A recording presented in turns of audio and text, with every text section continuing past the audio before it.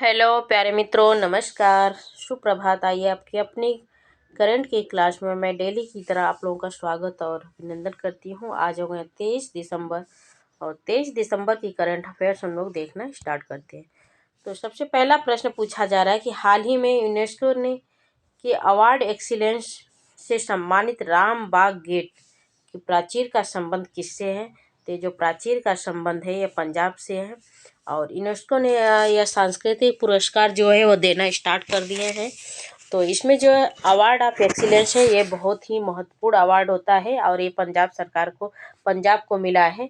और इस अवार्ड की जो स्टार्टिंग हुई थी यह कब से देना स्टार्ट हुआ है, तो ये 2000 ईस्वी से ये देना स्टार्ट किया गया है। ठीक है। और अभी इसमें पूछा जाए कि अभी हम लोग पिछले वीक या कुछ ऐसे ही मतलब करंट में ही अभी पढ़े हम लोग हाल ही में कि अमूर्त के रूप में यूनेस्को की जो धरोहर में अमूर्त रूप में किसको शामिल किया गया है। तो ये शामिल किया गया है गरबा नृत्य को। और गरबा जो नृत्य है सॉरी गरबा जो नृत्य है ये कहाँ का है, तो ये गुजरात का बहुत ही फेमस डांस है और इसको यूनेस्को की अमूर्त की धरोहर में शामिल किया गया है। और ये पूछा जाए कि 41वें नंबर की जो यूनेस्को की धरोहर में शामिल किसको किया गया है, तो शांति निकेतन को 41वें नंबर पे शामिल किया गया है। और 42वें नंबर की बात की जाए कि 42वें नंबर पे किसको शामिल किया गया है, तो 42वें नंबर पे होयलेश्वर मंदिर को शामिल किया गया। और ये होयलेश्वर जो मंदिर है ये कहाँ पे है, तो कर्नाटक में है। ये कर्नाटक में मंदिर स्थित है और यह वो नवीनतम वर्ल्ड हेरिटेज में शामिल किया गया है। ये नवीनतम है। अगर पूछा प्रश्न बने कि नवीनतम वर्ल्ड हेरिटेज में किसको शामिल किया गया है, तो आपका आंसर होगा होयसल मंदिर को। ठीक है। आइए, अवार्ड ऑफ डिस्टिंक्शन किसको मिला है। डिस्टिंक्शन की बात की जाए तो कर्णिकाकर मंडपम को यह मिला है। और हाल ही में विश्व स्वास्थ्य संगठन ने कोरोना वायरस के किस नए रूप को वेरिएंट ऑफ इंटरेस्ट घोषित किया है। तो जो वेरिएंट ऑफ इंटरेस्ट घोषित हो चुका है वह JN1 है। और इसकी जो ये भारत में आ चुका है, भारत में बहुत ही तेजी से बढ़ रहा है। सबसे पहले ये आया था केरल और कर्नाटका में। इसका स्टार्टिंग पिछली बार 2021 में जो भी कोरोना भारत में आया था वो भी केरल में ही सबसे पहले आया था। तो ये इस बार भी जो आया है सबसे पहले केरल से ही इसकी स्टार्टिंग हुई है। भारत में अगर पूछा जाए कहाँ से हुई है तो केरल से हुई है।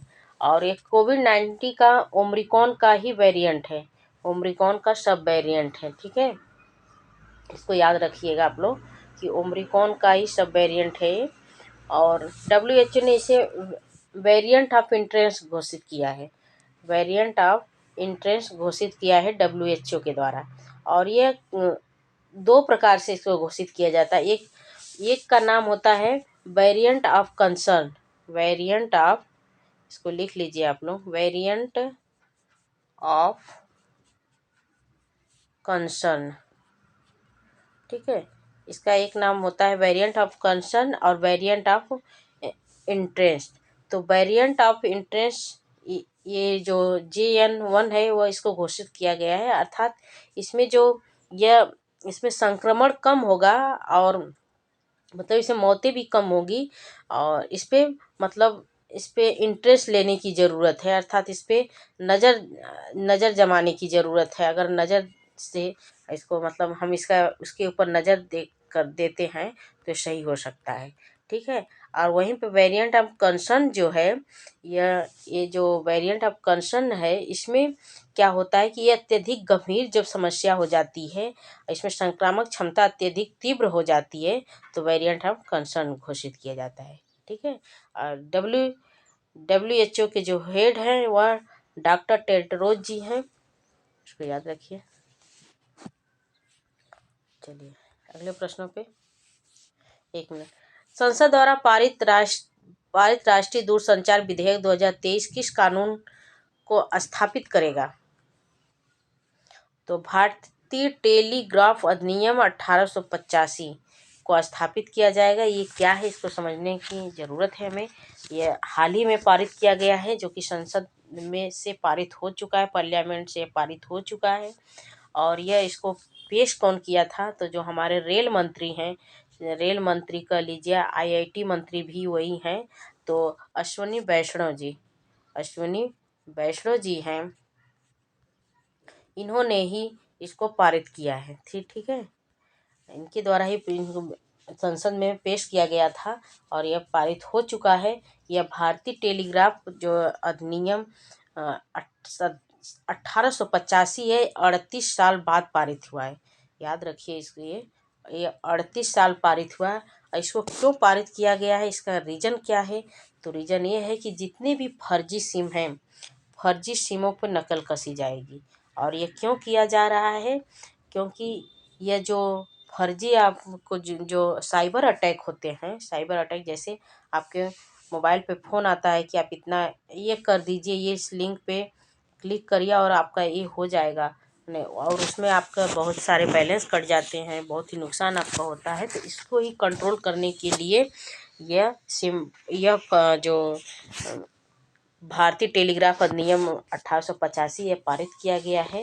और इसमें क्या है कि देखिए, अगर किसी के पास फर्जी सिम पाई जाती है तो उसको 3 साल की सज़ा होगी, 3 साल की सज़ा और 50 लाख रुपए की जुर्माना लगेगा। 50 लाख रुपए का जुर्माना लगेगा, समझ रहे हैं आप लोग। तो जिसके पास भी अगर है तो आप लोग उसको तोड़ के फेंक दीजिए, ये तो बहुत ही नुकसान हो जाएगा। तो यही है कि इसमें 3 साल की सज़ा होगी और 50 लाख रुपए का जुर्माना होगा। ये विधेयक पारित हो चुका है। ठीक है, आइए, प्रतिवर्ष राष्ट्रीय गणित दिवस कब मनाया जाता है, तो प्रतिवर्ष जो राष्ट्रीय गणित दिवस है वो 22 दिसंबर को मनाया जाता है। और 3065 मेगावाट सौर पार्क क्षमता के साथ देश में शीर्ष स्थान कौन सा है, तो देश में जो शीर्ष स्थान है वह है राजस्थान। ठीक है, और राजस्थान है। 1 मिनट, पहले प्रश्नों का थोड़ा सा विस्तार देख लीजिए आप लोग। तो इसमें है 22 दिसंबर को गणित दिवस मनाया जाता है। यह डॉक्टर रामानुजन के जन्मदिन पर मनाया जाता है। ठीक है, पूछा जा सकता है ना कि किसके जन्मदिन पर मनाया जाता है, तो डॉक्टर रामानुजन जो कि गणित के महान गणितज्ञ थे, इसके लिए उनके जन्मदिन पर, और उनका जन्मदिन जो है वो 22 दिसंबर और 1887 ईस्वी को होता है। 1887 ईस्वी को तमिलनाडु के इराड जिले में होता है इनका जन्मदिन। ठीक है, इसको याद रखिए आप लोग। आइए, तो हाल ही में जो क्षमता में अगर 3065 जो मेगावाट पार्क क्षमता के साथ शीर्ष जो स्थान प्राप्त किया है वह राजस्थान प्राप्त किया है। और राजस्थान पहले नंबर पे है, दूसरे नंबर पे आंध्र प्रदेश, और तीसरे नंबर पे कर्नाटक है, कर्नाटक तीसरे नंबर पे है, और चौथे नंबर पे मध्य प्रदेश है। इसको याद रखिए आप लोग। ठीक है, हाँ, अभी हाल ही में संसद में किस राज्य में ट्राइबल यूनिवर्सिटी बनाने का विधेयक पास कर दिया गया है, तो यह तेलंगाना में पास कर दिया गया। तो आज के प्रश्न कैसे लगे प्यारे मित्रों, भाई बहनों, दोस्तों, तो कमेंट करके ज़रूर बताइएगा। और प्लीज़ आप लोग से हम्बल रिक्वेस्ट है कि जो लोग नए हैं चैनल पे, चैनल सब्सक्राइब कर लें और अपने मित्रों दोस्तों को अधिक से अधिक शेयर करें। जो लोग नए हैं प्लीज़ चैनल सब्सक्राइब करें और लाइक भी करें। और जाते जाते एक प्यारा सा कमेंट जरूर छोड़ कर जाए, ताकि हमें पता चले कि आप लोग कौन कौन और कहाँ से देख रहे हैं। तो चलिए, आज के लिए इतना ही। नमस्कार। और जो लोग क्लास देखते हैं उनको बहुत बहुत दिल से धन्यवाद।